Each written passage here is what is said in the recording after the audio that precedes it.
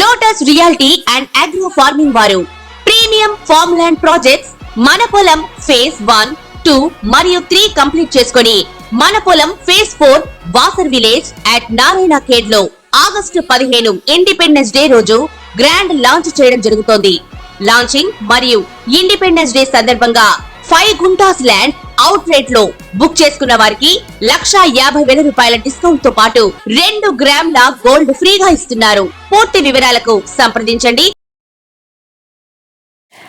మనకి 12 లగ్నాలు ఉంటాయి కదా, 12 రాసులు, 12 లగ్నాలు. ప్రతి ఒక్క లగ్నానికి ఒక బాధక గ్రహం ఉంటుందన్నమాట. సో దీన్ని 3 కేటగిరీస్ కిందికి విభజన చేస్తారు. చరరాశులు, స్థిర రాశులు అండ్ ద్విస్వభావ రాశులు. అంటే movable science, fixed science and dual science. Movable science అంటే మనకి మేషరాశి, కర్కాటక రాశి, తులారాశి, మకర రాశి. ఆర్ మేషలగ్నం, తులాలగ్నం, కర్కాటక లగ్నం ఆర్ మకర లగ్నం. వీళ్ళకి 11th హౌస్ అంటే లాభస్థానంలో ఉండే గ్రహాలు బాధక అవుతారు అనమాట. అంటే ఇప్పుడు మేషరాశికి బాధక ఎవరు లాభస్థానంలో అంటే మనకి శని కుంభరాశిలో ఉంటుంది కాబట్టి న్యాచురల్గా మనకి మేషరాశి వాళ్ళకి శని బాధక లార్డ్ అవుతారనమాట. సో కుంభరాశికి శని ఒక్కర్లే కాదు, కోలార్డ్షిప్ రాహుకి కూడా ఉంటుంది కాబట్టి ఇక్కడ కొద్దిగా Saturn as well as Rahu 2 planets కూడా కొద్దిగా ఇబ్బందులు క్రియేట్ చేస్తూ ఉంటుంది అనమాట. సో ఇప్పుడు అలా చూసుకుంటే అది చరరాశులకై. స్థిర రాశులకు వచ్చేసరికి వృషభ రాశి, సింహరాశి, వృశ్చిక రాశి అండ్ కుంభరాశి. వీళ్ళకి 9th హౌస్ అవుతుంది అనమాట. ఇప్పుడు 9th హౌస్ అంటే మనకి భాగ్యస్థానంని కూడా చూసుకుంటాం కాబట్టి ఇక్కడ భాగ్యాధిపతి బాధకుడు ఎట్లా అవుతున్నారు అని కొంతమందికి డౌట్స్ రావచ్చు. సో మనం అవి డీటెయిల్డ్గా మాట్లాడుకునేటప్పుడు వివరిస్తాను.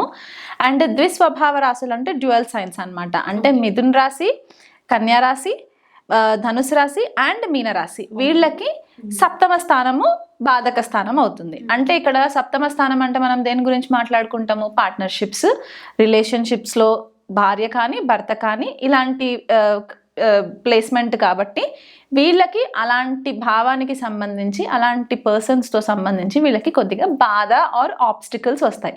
సో బాధక బేసిక్ నేచర్ ఏంటి అంటే ఒక సాఫీగా సాగే లైఫ్లో సడన్గా ఒక రోడ్ బ్లాక్ రావడము, లేకపోతే మనము డ్రైవ్ చేసుకుంటూ వెళ్ళిపోయేటప్పుడు ఒక స్పీడ్ బ్రేకర్ వచ్చినప్పుడు మనం కాసేపు ఆగుతాం కదా, ఆ speed breaker type of energy ఉంటుందన్నమాట.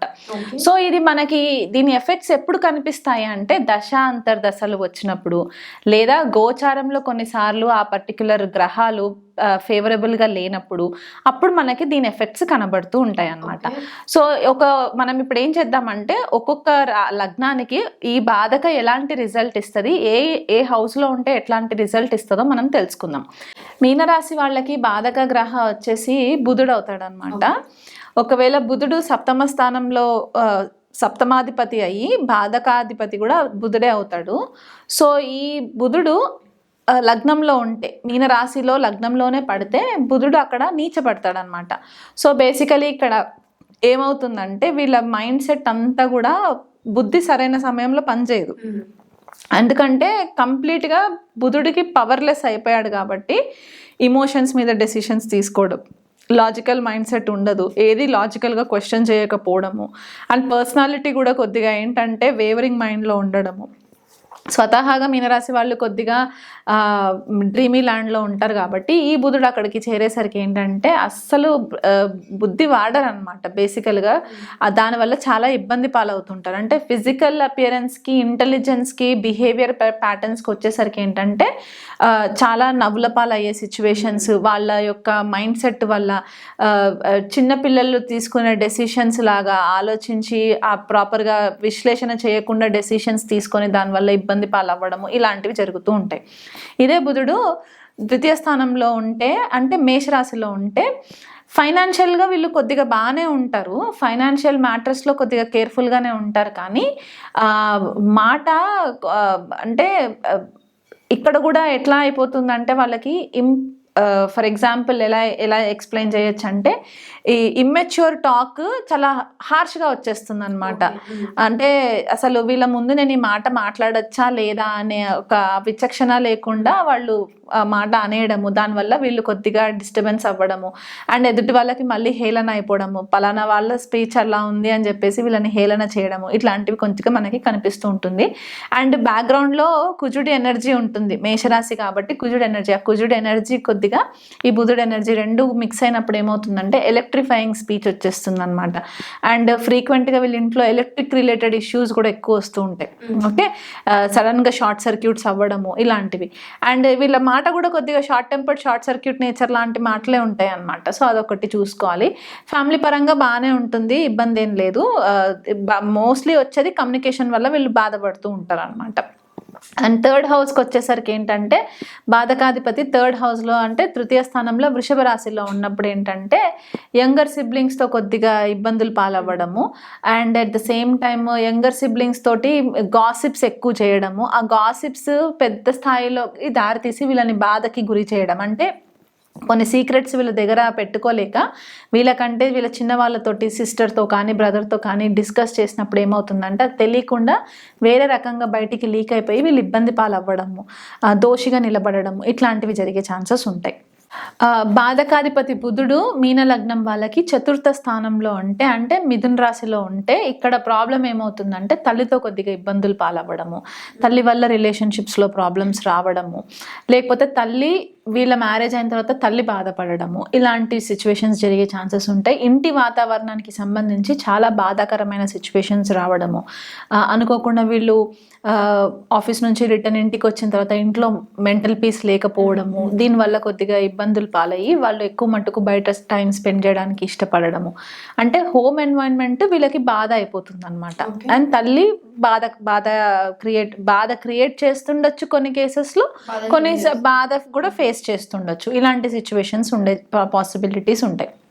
అదే బుధుడు పంచమ స్థానంలో కర్కాటక రాశిలో పడితే గనక మళ్ళీ ఇక్కడ వాటర్ సైన్ అయిపోతుంది, జలతత్వ రాశి కాబట్టి మళ్ళీ ఇక్కడ ప్రాపర్గా అనాలిసిస్ పనిచేయకపోవడము, ఇమోషన్స్ పైన డెసిషన్స్ తీసుకోవడము, ప్రతి చిన్న వాటికి బాధపడము, మనస్తాపానికి గురవ్వడము, ఇలాంటి సిచ్యువేషన్స్ మనకి కనిపిస్తూ ఉంటాయి. తర్వాత ఇదే బుధుడు సప్తమాధిపతి షష్టంలో పడి సింహరాశిలో పడితే ఇక్కడ 7th లార్డ్ 6th హౌస్లో కంటే వైఫ్ కానీ హస్బెండ్ కానీ చాలా డైనమిక్ స్పీచ్ ఉండడము, లేకపోతే వైఫ్ ఆర్ హస్బెండ్ తోటి కొద్దిపాటిగా లీగల్ ఇష్యూస్కి వెళ్ళడము, లేదా కొన్నిసార్లు వైఫ్ ఆర్ హస్బెండ్ గవర్నమెంట్కి వర్క్ చేయడం, గవర్నమెంట్కి సర్వీస్ చేయడము.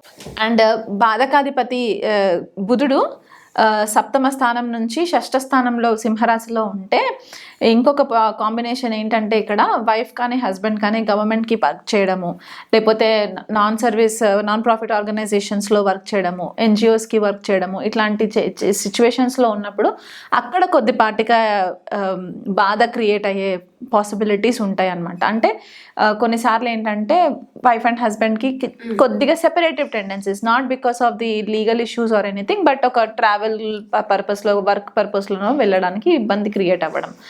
అదే సప్తమాధిపతి బుధుడు సప్తమ స్థానంలోనే ఉంటే వీళ్ళకి వైఫ్ నుంచి కానీ హస్బెండ్ నుంచి కానీ చాలా ప్రాబ్లమ్స్ ఉంటాయి. అంటే గత జన్మలో వీళ్ళు ప్రాబబ్లీ ఎనిమీస్ కూడా అయి ఉండొచ్చు. ఎందుకంటే అది మనకి కన్యారాశి అవుతుంది సప్తమ స్థానము, ప్రారబ్ధ కర్మ భార్యతో కానీ భర్తతో కానీ ఉంటుంది.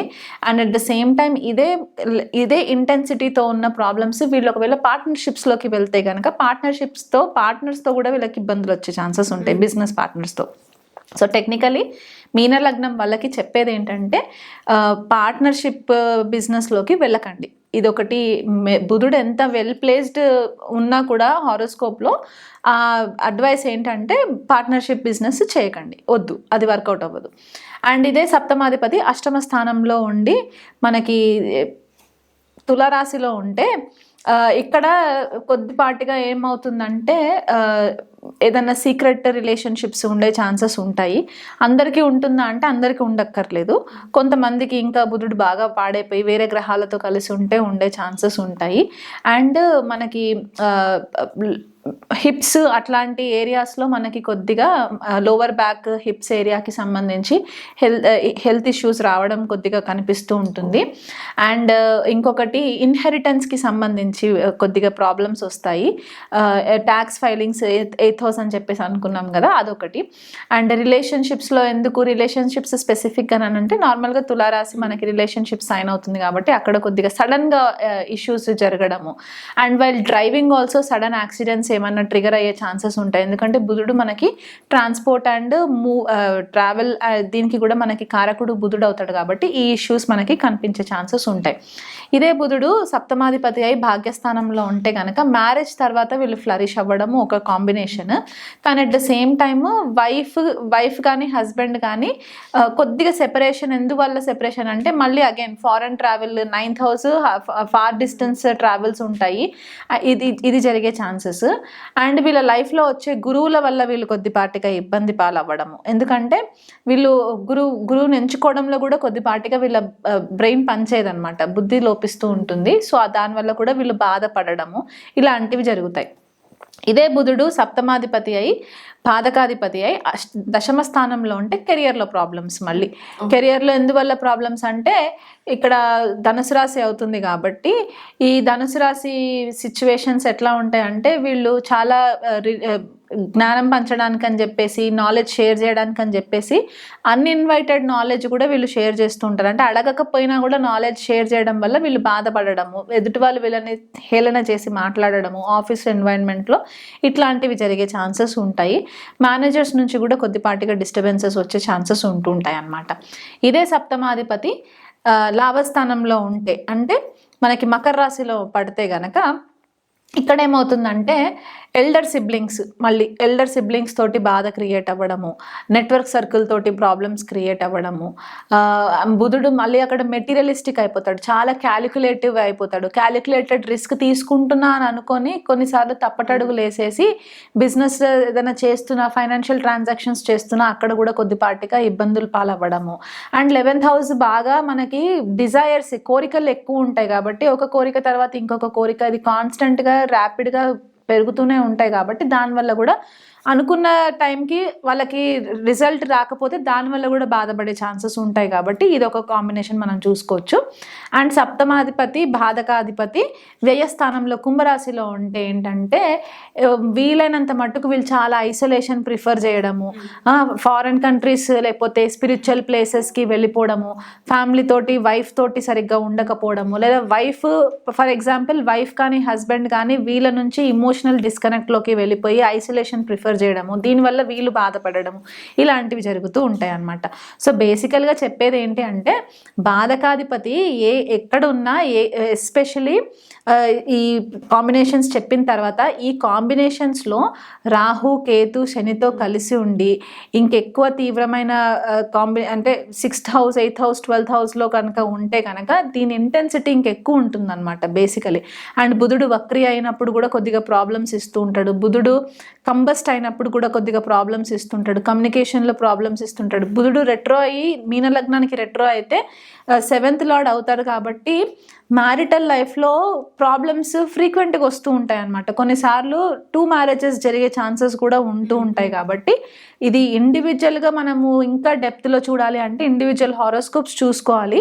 బట్ ఇప్పటి వరకు నేను ఇచ్చిన క్యాలిక్యులేషన్స్ అన్నీ కూడా చాలా base level generalized combinations. So ఈ బాధకాధిపతి యొక్క రోడ్ బ్లాక్స్ని క్లియర్ చేసుకోవడానికి వీలైనంత మట్టుకు మన లైఫ్ స్టైల్ని మార్చుకోవాలి. And at the same time మనం రెగ్యులర్గా చెప్పుకున్న రెమెడీస్ కూడా మనం ఫాలో అవ్వాలి. ఓకే, మరొకసారి పరిహారాల గురించి.